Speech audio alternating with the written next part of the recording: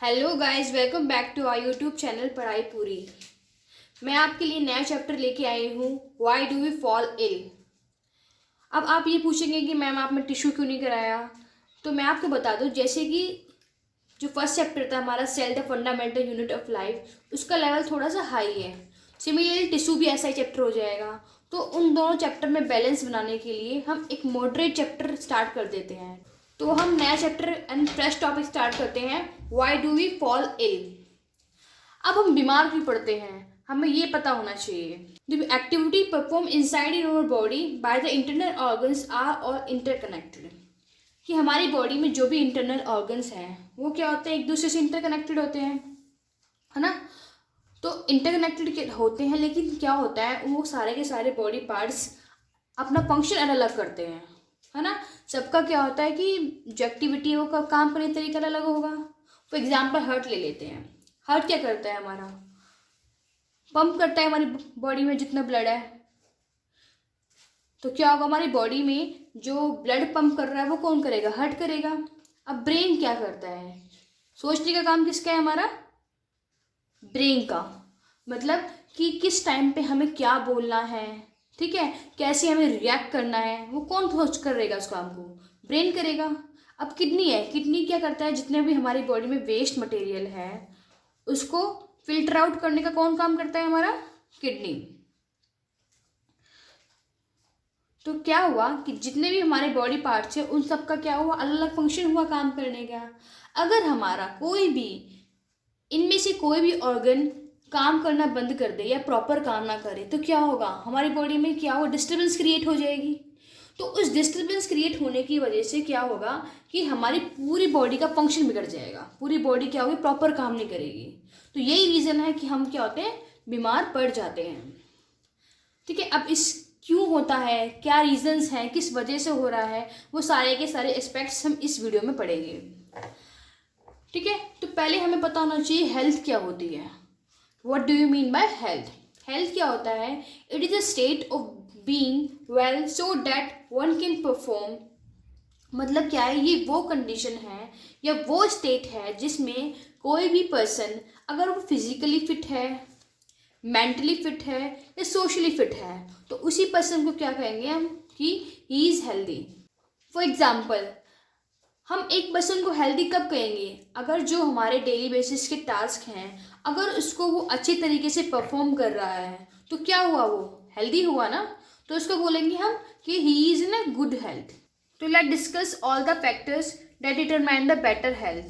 First क्या है, public cleanness. अगर हमारा आसपास का एनवायरनमेंट क्लीन नहीं होगा तो क्या होगा, उससे हमारी हेल्थ पे बहुत गंदा फर्क पड़ेगा। तो इसके लिए ज़रूरी है कि हमारा आसपास का एनवायरनमेंट साफ़ सुथरा रहे। फॉर एग्जाम्पल, अगर हमारा पानी इकट्ठा हो गया है एक जगह तो उसके वजह से क्या होगा, डेंगू फैलेगा। अब डेंगू फैलेगा तो क्या होगा, उससे हमारी हेल्थ पे बहुत गंदा इफेक्ट पड़ेगा। तो इसके लिए ज़रूरी है कि हमारे आसपास का एनवायरनमेंट नीट एंड क्लीन रहे। सेकेंड है फूड। अब फूड जो भी हम खाते हैं अगर वो न्यूट्रिएंट रिच फूड नहीं है, मतलब वो full of vitamins, carbohydrate, minerals नहीं है, तो उसमें क्या होगा, हम जल्दी जल्दी बीमार पड़ेंगे। कि हमारी जो इकोनॉमिक कंडीशन है वो अच्छी रहे। अब इकोनॉमिक कंडीशन अच्छी रहेगी तो वो किसकी वजह से रहेगी, अगर हमारे पास एम्प्लॉयमेंट है तो एम्प्लॉयमेंट का डायरेक्ट फर्क पड़ता है फूड का। अब कैसे बोलोगे आप, अगर हम अच्छा नहीं कमाएंगे तो क्या होगा कि हम अच्छा नहीं खा पाएंगे। तो उसके लिए ज़रूरी है कि हमारी जो सोसाइटी है उसकी इकोनॉमिक कंडीशन भी अच्छी रहे। थर्ड क्या है, good social environment, that is we are living tension free life. कि हमारा जो सोशल इन्वायरमेंट है वो भी हमारा अच्छा रहे, आसपास का जो इन्वायरमेंट है वो भी हमारा अच्छा होना चाहिए। तो ये वो फैक्टर्स हैं जो कि हमारी एक अच्छी हेल्थ को, बेटर हेल्थ को डिटरमाइन करते हैं। Let discuss what is disease. Disease क्या होती है and how can we identify a disease. मतलब हम डिसीज को कैसे पहचान सकते हैं। तो first of all we should know कि डिसीज क्या होती है। डिसीज को अगर हम दो पार्ट्स में इसको ब्रेक करें, ये क्या बन गया, डिस, ये ईज। तो डिस क्या है, डिस्टर्बेंस, ओके। और ईज का मतलब क्या, इजीनेस। हम क्या बोल सकते हैं, कंफर्ट जोन। मतलब वो कंडीशंस जो हमारे कंफर्ट जोन को, इजीनेस को डिस्टर्ब कर दे, क्या बन जाएगा वो, डिसीज। तो हम डिसीज को कैसे डिफाइन कर सकते हैं? इट इज़ एन अबनॉर्मेलिटी और disturbance cause in our body, कि हमारी बॉडी में कोई भी, बोलते हैं ना, कोई भी डिस्कम्फर्ट हो जाए, ये अबनॉर्मलिटी हो जाए, तो उसको क्या बोलेंगे हम? डिसीज बोलेंगे। वो कौन कौन से रीजन हैं जिसकी वजह से डिसीज होता है? Let discuss. इस कॉज को दो फैक्टर्स में डिवाइड कर देते हैं, एक तो एक्सटर्नली और दूसरा internally. Late discuss all the external factors. First, germs, जैसे बैक्टीरिया हो गया, वायरस हो गया, फंजाई हो गया, ठीक है, कि हम बीमारी किससे हुई है हमारी। सेकंड, अनहेल्दी डाइट, अगर हमारी डाइट न्यूट्रिएंट रिच नहीं है, मतलब अगर वो फुल पोषक तत्व उसमें पूरे नहीं है हमारे, तो क्या होगा? हम जल्दी जल्दी बीमार होंगे। तो ये क्या है? हमारे एक्सटर्नल फैक्टर्स हैं। थर्ड क्या है? पोल्यूशन इन द एनवायरनमेंट, अगर हमारा एनवायरनमेंट साफ सुथरा नहीं है, ठीक है, वहाँ प्रदूषण है, तो क्या होगा?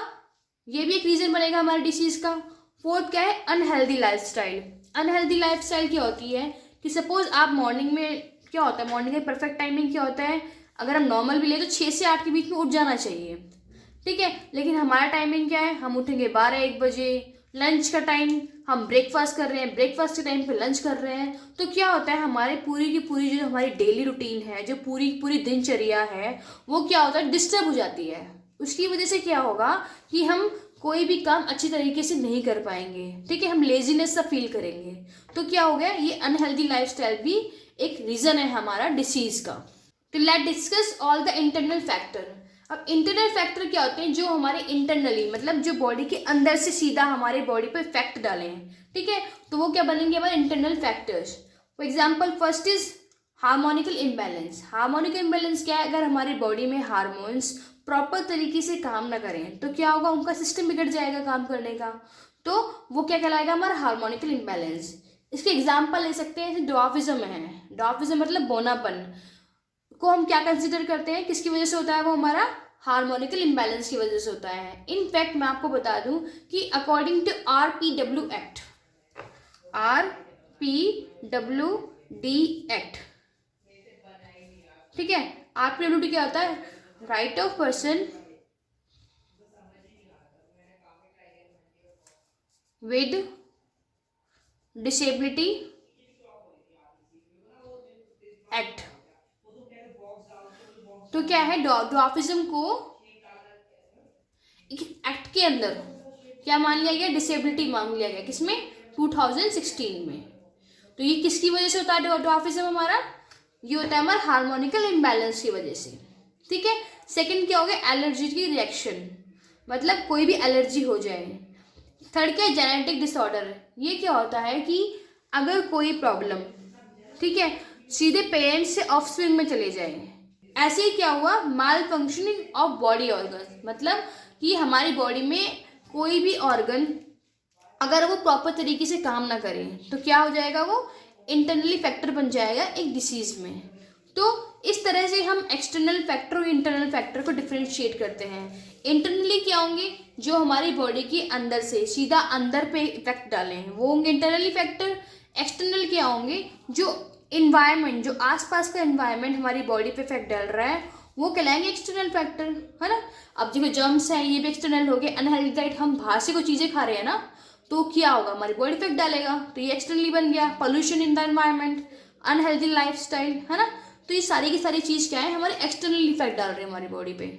ये क्या? इंटरनली, जो बॉडी के सीधे अंदर से हमारे इंटरनली क्या हो गया? जो हमारे सीधा अंदर से हमारे बॉडी पे इफेक्ट डाले, तो वो क्या होंगे? ये डिसीज के हमारे कॉज होंगे। अब हम डिसीज को आइडेंटिफाई कैसे करते हैं, ठीक है, कि डिसीज का पता कैसे लगाएंगे हमें कौन सी तरह की बीमारी हुई है, ठीक है। तो लेट डिस्कस। बेसिकली डिसीज का पता कैसे चलता है? डिसीज हम किसके बिहाफ पे पता लगा सकते हैं? सिम्टम्स और साइंस के बेस पे। सिम्टम्स और साइन के बेस पे हम पता लगा सकते हैं कि हमें डिसीज कौन सी है ना। सिम्टम्स क्या होते हैं? लक्षण। लेकिन गाइस ये याद रखिए कि सिम्टम और साइन दोनों की दोनों टर्म बिल्कुल डिफरेंट है, ठीक है। ये दोनों लगती सेम है, लेकिन इनका जो मीनिंग है वो बिल्कुल एक दूसरे से अलग है। अब सिम्टम क्या होता है कि it indicate the presence of disease.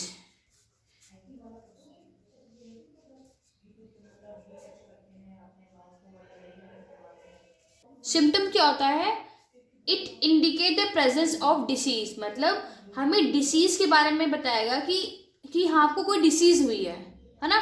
लेकिन साइन क्या होता है? इट प्रोवाइड इंफॉर्मेशन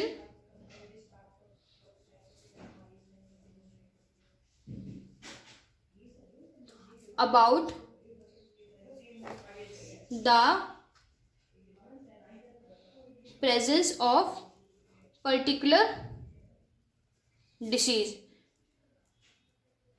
तो साइन का मतलब क्या हुआ कि हमें डिसीज किस प्रकार की डिसीज हुई है ये तो बताएगा साइन, लेकिन हमें डिसीज है तो वो क्या बताएगा? प्रेजेंस।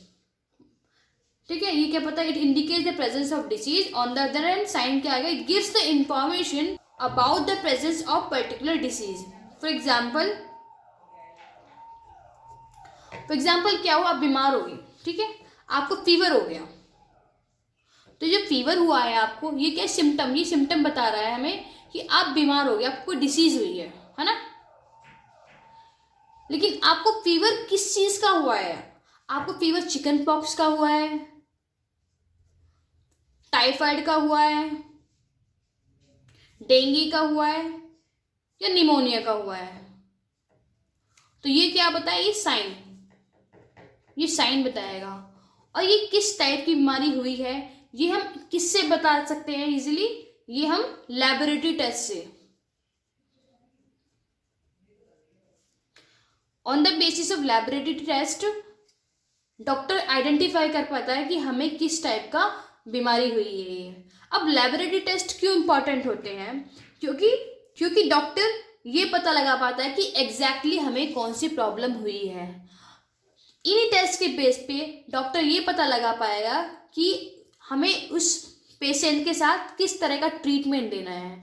सपोज अगर वो बैक्टीरिया से इन्फेक्टेड है तो क्या करेगा? वो एंटीबैक्टीरियल ट्रीटमेंट फॉलो करेगा, है ना।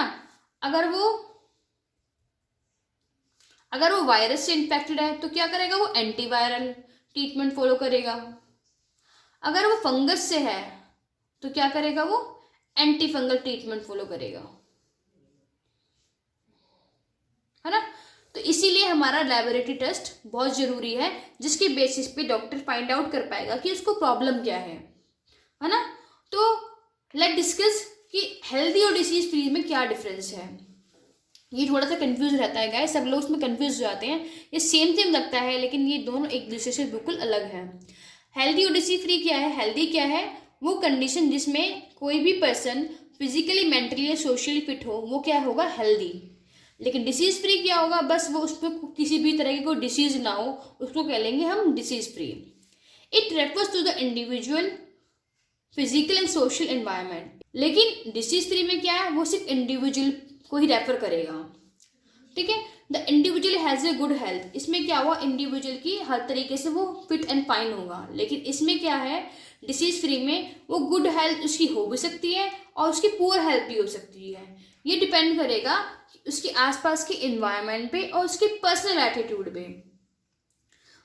है ना। तो अब आप ये देखते होंगे कि जो पेरेंट्स हैं, है ना, अपने बच्चों को क्या करते हैं, क्या शिक्षा देते हैं कि आप ज़्यादा तेज़ मत बोलो, है ना, प्यार से बात करो। अगर आप किसी से तेज ऊंची आवाज़ में बात कर रहे हो तो पेरेंट क्या करेंगे? उसको डांट देंगे, है ना। क्यों? ताकि वो उसका क्या कर रहा है? वो पर्सनल एटीट्यूड डिफाइन कर रहे हैं, है ना। क्योंकि वो कहीं ना कहीं हमारे हेल्दी होने का इंडिकेशन देते हैं। आप हेल्दी और डिसीज फ्री को एग्जाम्पल की हेल्प से इजीली समझ पाओगे। Let take an example. For example हम लोग अपने आप को ले लेते हैं। अब हमें कोई एग्ज़ाम देना है, ठीक है, हम एग्ज़ाम देने के लिए गए तो घर से निकलते वक्त क्या हुआ? हमारी फैमिली में सपोज कोई मिसहैपनिंग हो गई या फिर हमारे फैमिली मेम्बर से लड़ाई हो गई किसी बात पर।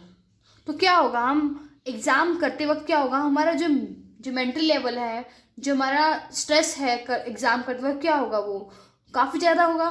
तो क्या होगा कि हम उतनी एनर्जी से काम नहीं कर पाएंगे, उतनी एनर्जी से एग्ज़ाम नहीं दे पाएंगे। क्यों?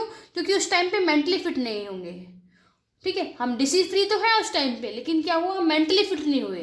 तो क्या हुआ? उस कंडीशन को हम क्या कहेंगे? हेल्दी नहीं कहेंगे। उसको क्या बोले, और वो डिसीज फ्री है, तो ये क्या कर रहा है, डिफ्रेंशिएट कर रहा है दोनों को सिंपली, कि हम हेल्दी तभी कहलाएंगे अगर हम फिजिकली, मेंटली, सोशली, इमोशनली हर तरीके से अगर हम परफेक्ट हैं, तभी वी कॉल हेल्दी। ओके, तो अब हम डिसीज फ्री होने के लिए हमें क्या करना होगा, उसके लिए हमें बैलेंस डाइट फॉलो करनी पड़ेगी, आसपास का हमारा एनवायरनमेंट क्लीन होना जरूरी है उसके लिए। इनफैक्ट हमें पर्सनल हाइजीन भी मेंटेन करना पड़ेगा। पर्सनल हाइजीन तो ईजी है कि अपनी खुद की चीज़ें भी हमें मेंटेन करनी पड़ेगी, टाइम से उठना, प्रॉपर खाना, अपना एटीट्यूड भी अच्छी तरह रखना, है ना, मतलब किसी भी चीज़ को पोलाइटली बोलना, तो ये सब सारे के सारे से हम डिसीज फ्री हो सकते हैं। तो on the basis of the duration a serious disease can be acute और क्रॉनिक। अब हम ड्यूरेशन के बेस पे डिसीज को डिफ्रेंशिएट कर लेते हैं, वो एक्यूट भी हो सकती है और क्रोनिक भी हो सकती है।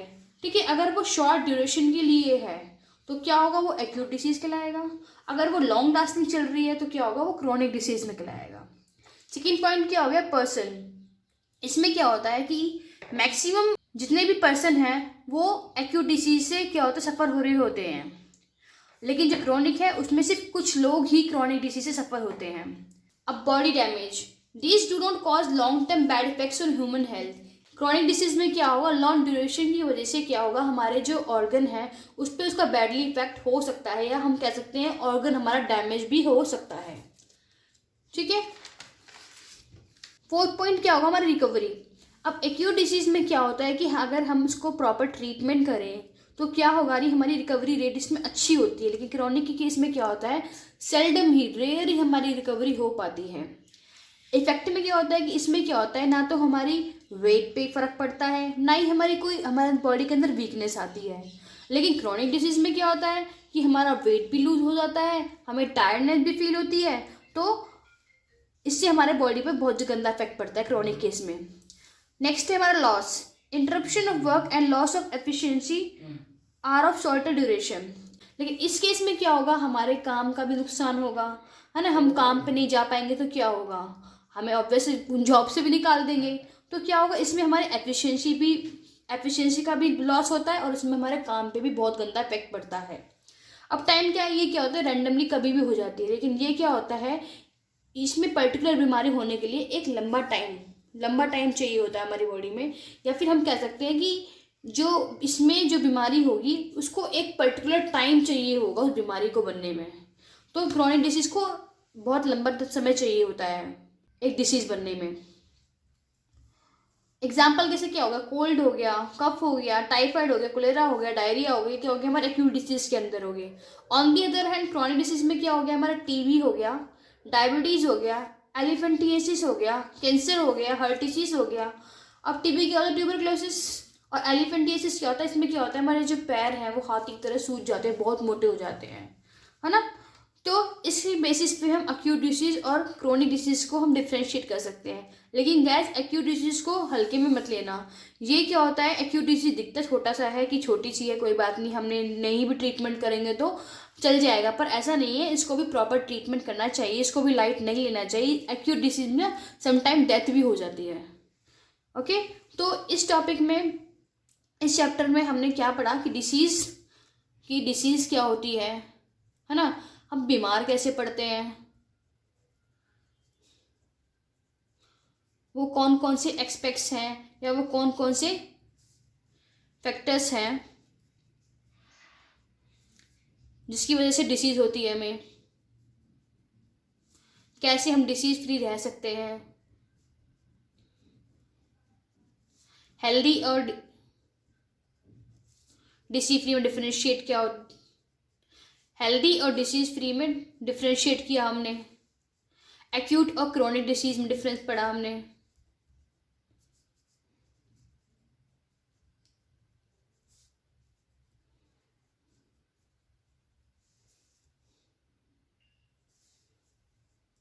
इंटरनल और एक्सटर्नल फैक्टर्स,